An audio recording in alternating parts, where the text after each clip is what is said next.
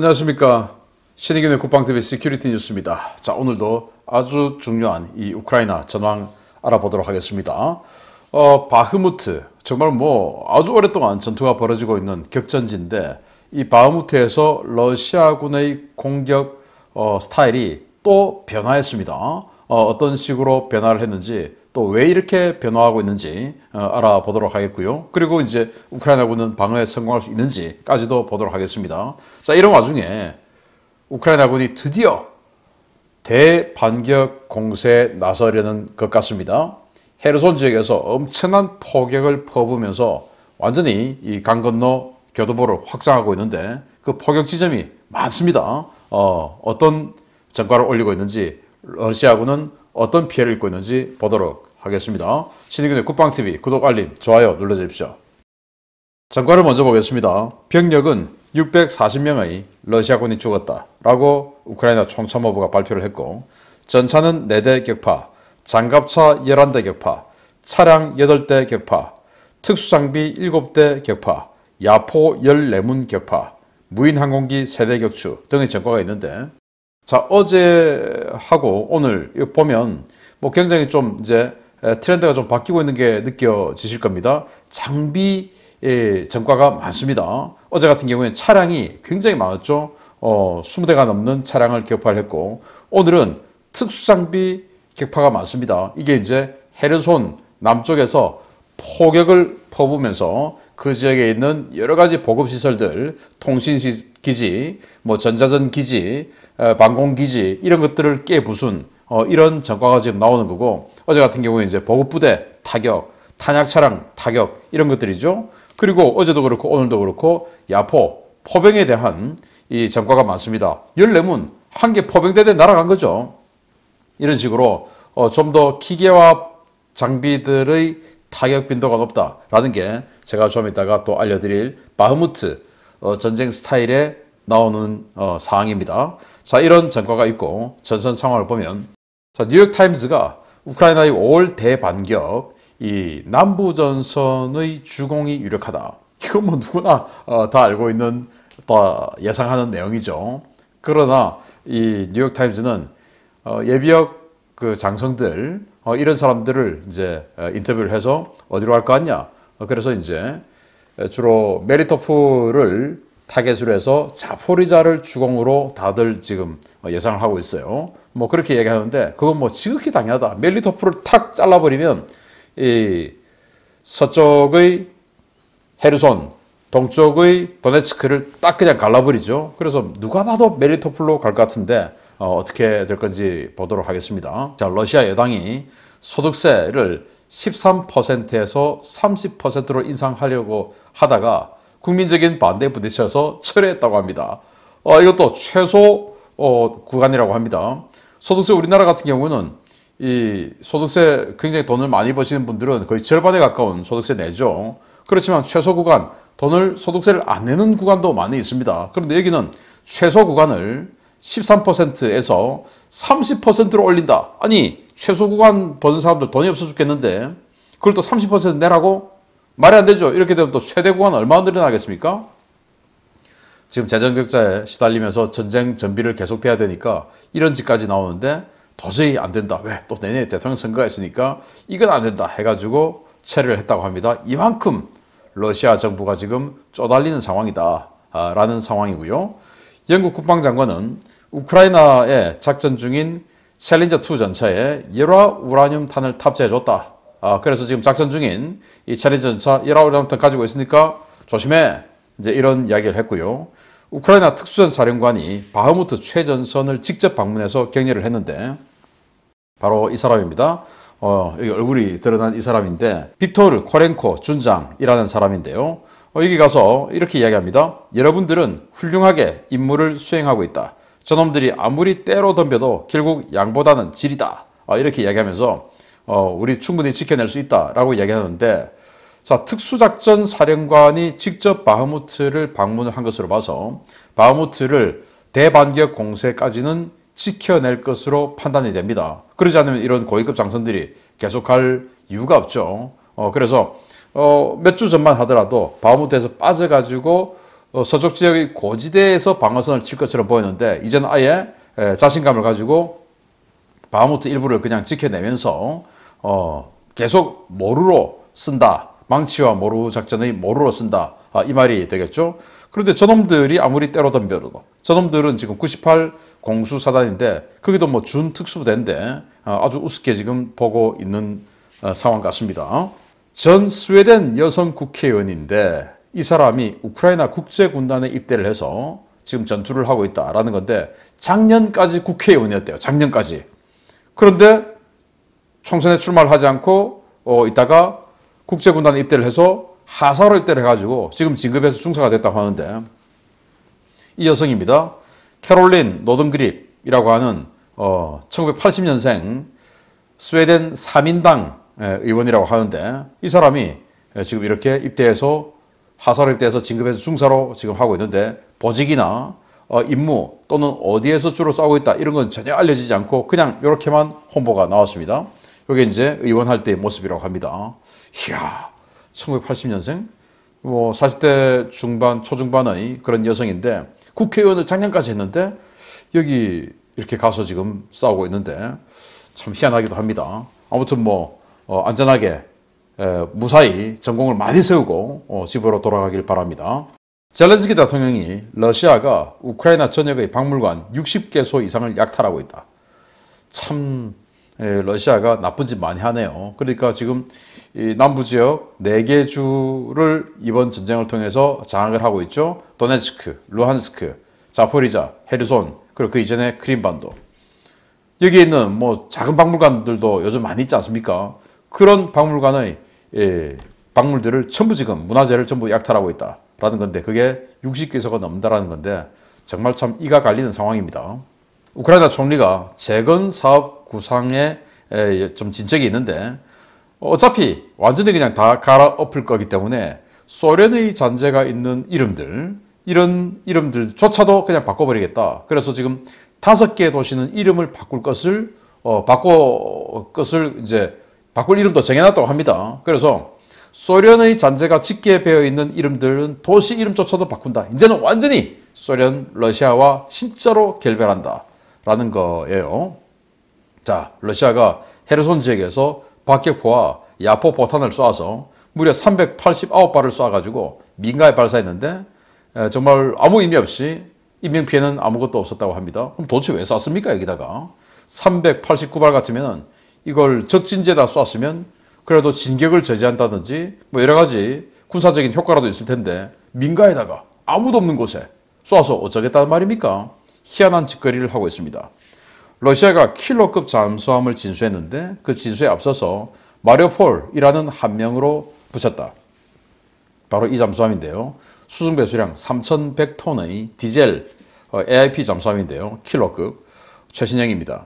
그래서 이걸 이제 마리오폴로 이름을 붙였다는 것은 마리오폴 지금 이 도네츠크 주에 있는 항구 도시 아닙니까? 정말 치열한 전투를 했던 바로 그곳인데 그게 이제 러시아 우리 땅이다 라고 하는 걸 보여주는 거죠. 그런데 어떡합니까? 곧 이름 바꿔야 되겠는데요. 뺏겨가지고. 그리고 다른 배 앞으로도 진수할 또 취역할 배들에는 점령지의 도시 이름을 붙일 거다 라고 이야기하는데 그래도 뭐 이름 다 바꿔야 될 것 같네요. 프리고진 바그너 그룹 수장이죠. 러시아군과 화해한다고 신을 생각해서라도 안 한다 라고 이야기했는데 미국 전쟁연구소 ISW에서 러시아 정규군하고 바그너 그룹하고 화해한 것 같다라는 평론이 나오니까 웃기는 소리 하지 마라 라고 하고는 이렇게 체첸군 수장이죠. 람잔 카도로프하고 만난 이 자리에서 초록은 동색 똑같은 자들이죠.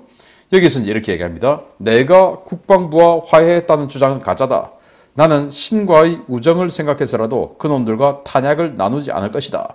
신과의 우정을 생각해서라도. 그러니까 신이 자신을 지지한다 이 말이고 신이 지지하는 자들은 뭡니까? 악마죠. 그래서 정규군 저것들은 악마고 나는 신의 사도다. 지금 이렇게 이야기하고 있는 거죠. 그래서 사이 안 좋다. 그런데 이걸 대놓고 국방부를 이렇게 욕을 하고 있다는 것은 정말 끝까지 다 갔다. 이 말 아니겠습니까? 제가 어제 어제 오후 방송에서 김병주 더불어민주당 국회 국방위원회 의원을 대놓고 깠죠. 그 말은 그 사람 안 본다 이겁니다. 지금 공개적으로 했으니까 뭐 보든지 말든지 그런 인간하고 말 나눌 이유도 가치도 없다라고 생각하니까 제가 하는 거 아니겠습니까? 여기도 마찬가지다. 이야, 그 정도 같으면 뭐 많이 갔는데요. 저를 생각해 보면. 자, 러시아 야권 매체가 정부 안면인식 기술로 징집자들을 색출하고 있다. 바로 중국처럼 CCTV 안면인식 기술 딱 인식해가지고 저기 있네 잡아와. 왜냐? 징집해야 되는데 안 오니까 이런 식으로 해서라도 하고 있다라고 폭로를 했습니다. 이러다가 정말 러시아 폭동이 일어나야 될 텐데요. 제가 어제 아주 품격 있는 모임에 가서 아주 유명한 학자님, 대학 교수님께 이야기를 들었는데 이 공산주의자들은 자기에게 불리한 것, 이익이 되지 않는 것을 참지 못하고 그리고 우리 한국인들은 의롭지 못한 것을 참지 못한다 라는 이야기를 해주셨는데 참 마음에 와닿았어요. 그래서 이들도 비록 불리하지 않더라도 불의라고 생각되면 좀 들고 일어나 줬으면 어떨까라고 러시아인들에게 좀 생각을 해봅니다. 자, 주요 소식 들어갑니다. 첫 번째입니다. 우크라이나군의 춘계 대공세가 시작될 것으로 알려진 5월이 이제 불과 며칠 앞으로 다가왔습니다. 광범위한 전선을 제대로 방어할 병력이 없는 러시아가 바흐무트라는 상징적인 도시를 어떻게든 점령하기 위해 방어선에 투입해야 할 귀중한 자원들을 바흐무트로 몰아넣고 있다는 소식입니다. 최근 바흐무트 전선에서 러시아군의 공격 방식이 달라지기 시작했으며 순수 알보병 위주 공세를 폈던 과거와 달리 전차와 중화기 동원이 점점 늘어나고 있다고 우크라이나 동부작전사령부가 현지 시각 4월 26일 밝혔습니다. 동부작전사령부의 이번 리포트는 전날 있었던 우크라이나 지상군 사령관인 올렉산드르 시르스키 상장의 인테르팍스 우크라이나와의 인터뷰의 연장선상에 있는 내용인데요. 이번 리포트에서 주목할 만한 점은 바흐무트의 러시아군이 불과 몇 주 전과는 달리 상당히 지능화되고 기계화되기 시작했다는 점입니다. 이는 4월 중순 다시 지휘봉을 잡은 공수군 사령관 미하일 테플린스키 상장의 지시에 따른 것으로 보이는데요. 놀랍게도 러시아군은 자체 개발한 스마트폰 어플리케이션과 포병, 기갑 전력을 적절하게 섞어 바흐무트 도심에서 제병 협동 전술을 구사하고 있는 것으로 드러났습니다. 일명 알파인 퀘스트 GPS라는 이 어플리케이션은 상용 스마트폰에 설치할 수 있는 보안 앱인데요. 마치 미군의 전술 정보 시스템처럼 전장 상황도와 각 부대의 임무, 상급 부대에서 하달된 공격 작전 명령과 진격 경로, 공격 목표와 제반 사항, 적 중화기 화점 등의 정보들을 실시간으로 공유되는 앱입니다. 러시아군은 10명 단위로 편성된 스톰제트 제대에 이 앱이 설치된 스마트폰을 한 대씩 보급하고 한 번 공세를 할 때 최소 3개, 많게는 5개의 스톰제트 제대를 재파식으로 투입해 우크라이나군 진지를 공격하고 있다고 우크라이나군 관계자는 전했습니다. 러시아군은 테플린스키 상장으로 지휘관이 교체된 후 박격포와 열압력탄 발사기, 전차 투입량을 크게 늘렸는데요. 이에 따라 제98 근위 공수사단 각 돌격제대는 전차와 포병의 적절한 지원을 받으며 공세를 수행하고 있는 것으로 전해졌습니다. 이는 최근 우크라이나군 1일 전과 발표에서 전차와 차량, 포병 숫자가 늘어난 것과 무관하지 않은데요.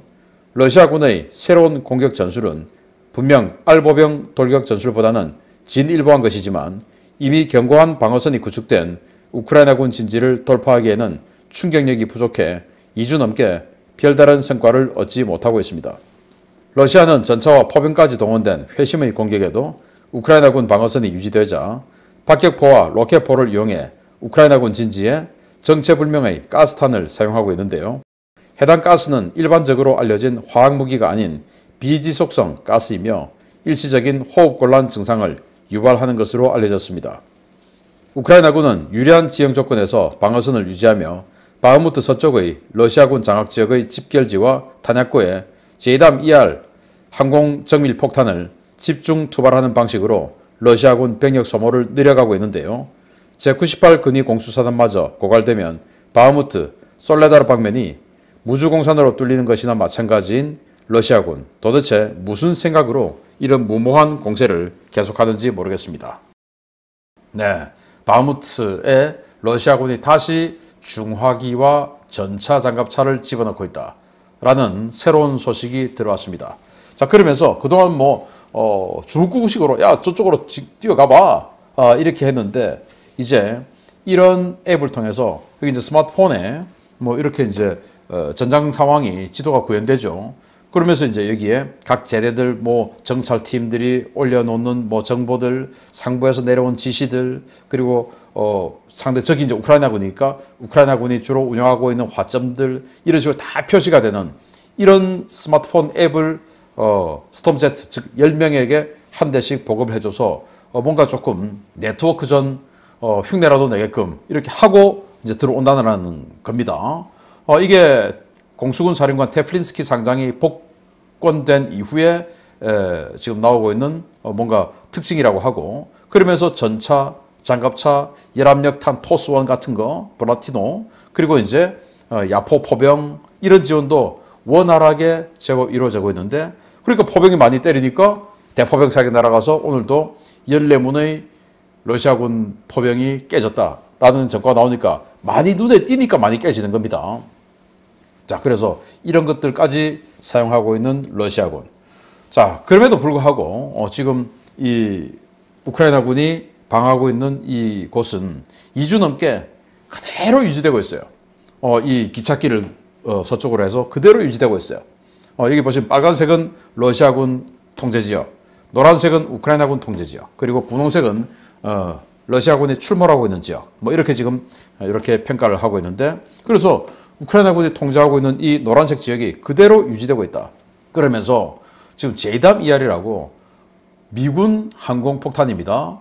우리나라 공군도, 한국 공군도 많이 가지고 있는데 이걸 지금 사용을 하고 있어요. 그래서 수호-24 공격기 또는 미그-29 전투기 이런 데다가 인테그레이션 해준 것 같은데, 굉장히 정밀한 GPS 유도를 해서 들어가기 때문에 거의 2m 안에 그냥 딱 골인하는 이런 유도폭탄이죠. 그래서 미국이 이거 500파운드짜리를 대량으로 줬다고 하는데, 그 JDAM-ER이 활약하고 있는 동영상도 공개됐어요. 그러니까 이 마리우폴에 보면 큰 아파트 같은 이런 건물들도 있고 관공서 같은 건물도 있고, 여기를 이제 대대나 좀 중대나 이런 약간 큰 제대의 집결지로 쓰고 하지 않겠습니까? 거기서 밤도 보내야 되고 하니까 노숙하겠습니까? 그게 이제 확인된 이런 것들은 이 정밀 유도 이 폭탄 JDAM-ER로 그냥 때려버리는데, 그 동영상이 공개됐는데 와.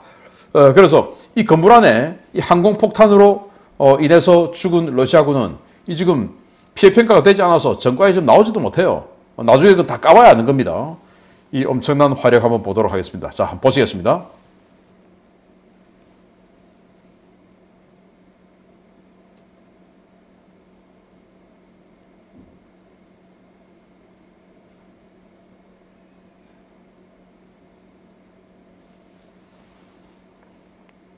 세 발의 JDAM-ER 폭탄이 폭발하는 모습을 보셨는데, 자, 어떻습니까?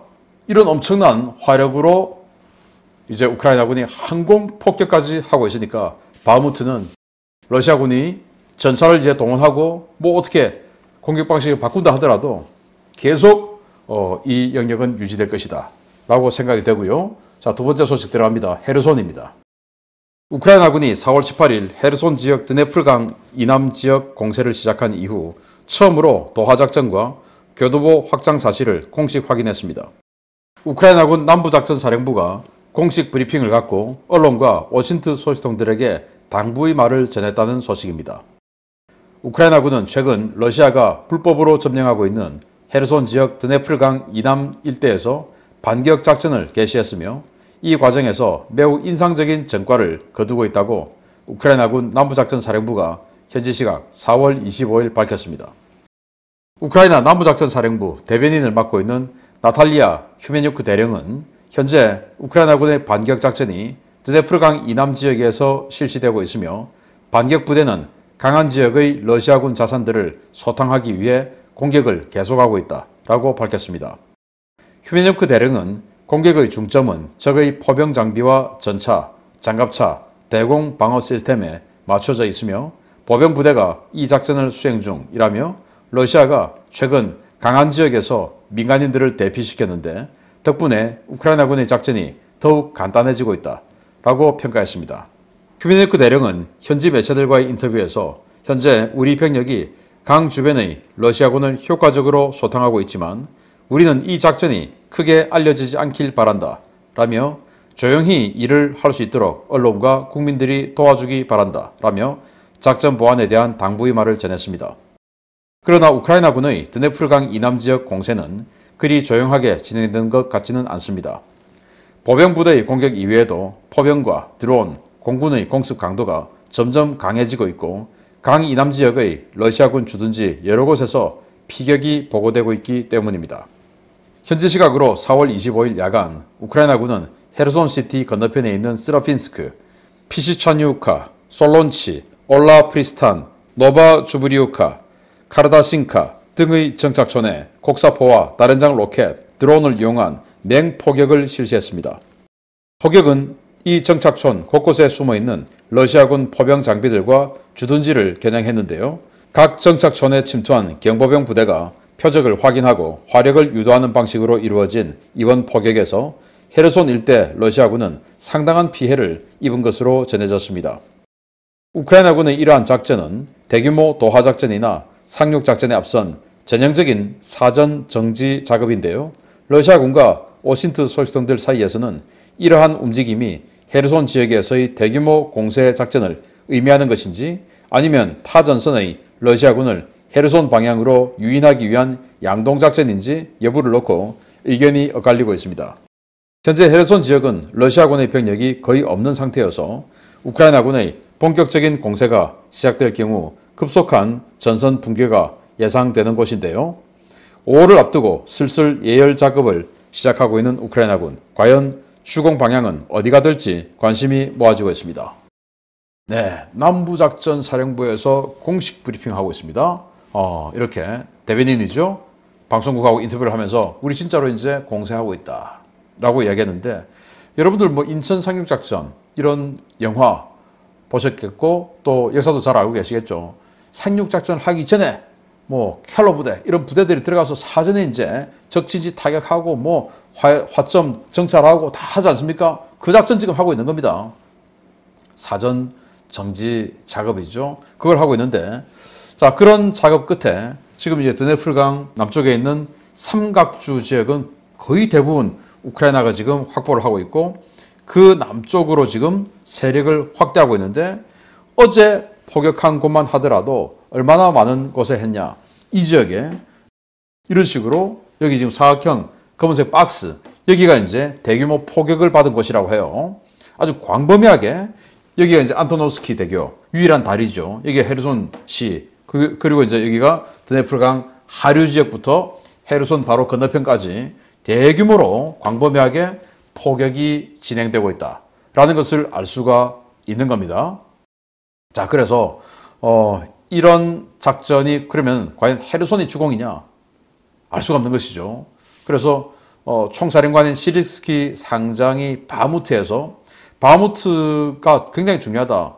여기서 잘 지켜내야 러시아군을 여기서 붙잡아 놓고 다른 데서 더 큰 전과를 올릴 수 있다. 즉 망치와 모루에서 모루 작업을 바무트에서 하고 있다. 이 말인데, 지금 이 남부작전사령부는 여기를 이런 식으로 대규모로 치는 포격을 보여주면서 러시아군을 이쪽으로 또 끌어당기고 있는 것이죠. 그렇게 해서 러시아군을 곳곳에서 분산시키는 효과를 보고 있는 것인데, 과연 어디가 주공인지, 어디로 훅 치고 들어갈지 기대됩니다. 계속 알려드리겠습니다. 마치겠습니다. 감사합니다.